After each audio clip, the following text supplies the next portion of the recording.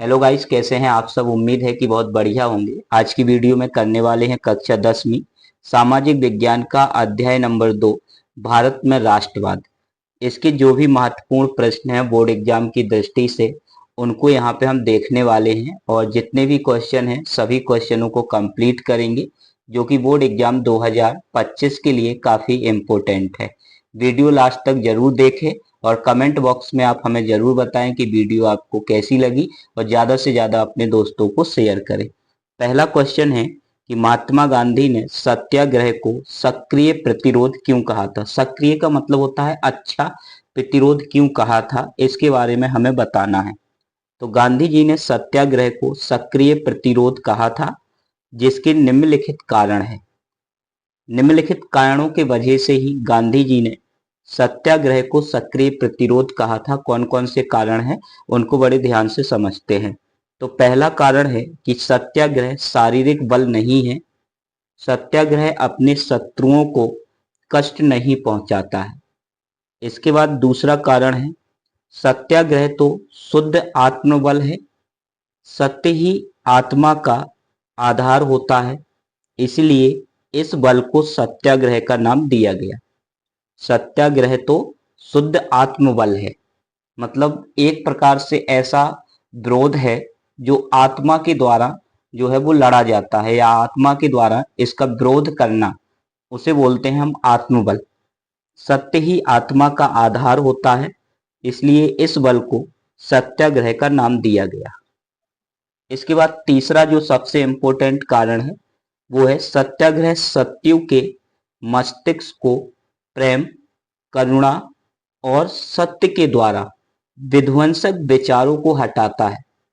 जो सत्य होते हैं उनके मन में जो विध्वंसक विचार होते हैं, उन विचारों को प्रेम, करुणा और सत्य के द्वारा, यानी इन तीन माध्यमों के द्वारा जब किसी सत्यु के विचारों को हटाया जाता है, जो खराब विचार होते हैं, उन विचारों को हटाना ही क्या कहलाता है बेटा, सत्याग्रह होता है। और इस सत्याग्रह के माध्यम से इन विचारों को हटाया गया था।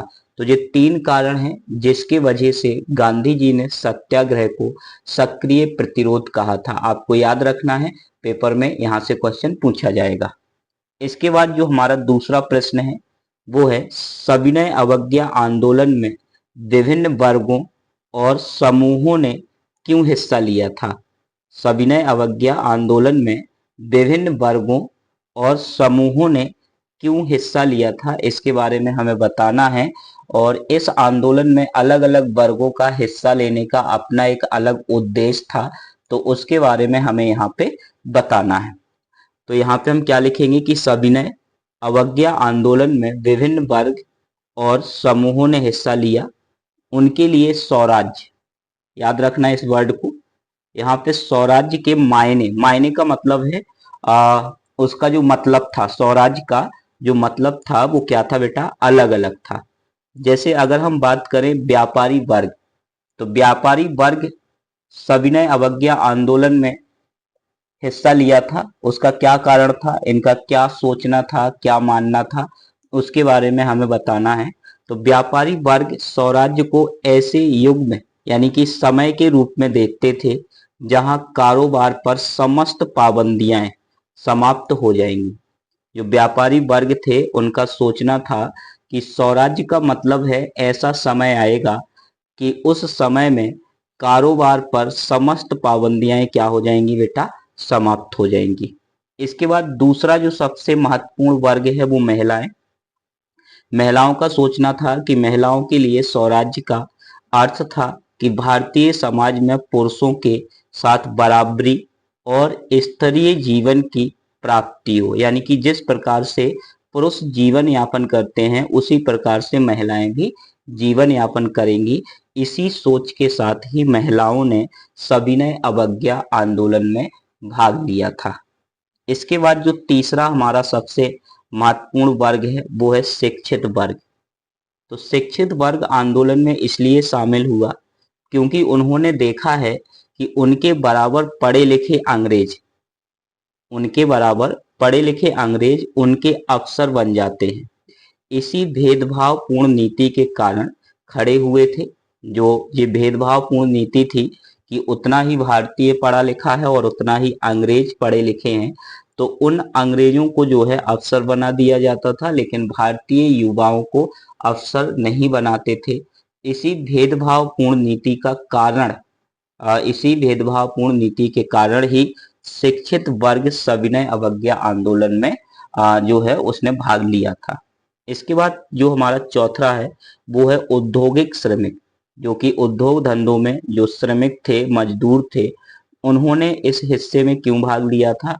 तो क्योंकि उनको ऐसा लग रहा था कि स्वराज प्राप्त होगा तो उच्च वेतन और अच्छी कार्य स्थितियों के रूप में देखते थे। वो स्वराज को क्या करते थे कि अच्छा वेतन यानी कि ज्यादा वेतन मिलेगा और अच्छी कार्य स्थिति होगी। अंग्रेजों के समय पे बहुत गुलामी तरीके से कार्य करवाया जाता था, तो उसको छुटकारा पाने के लिए जो श्रमिक थे उन्होंने सविनय अवज्ञा आंदोलन में हिस्सा लिया था।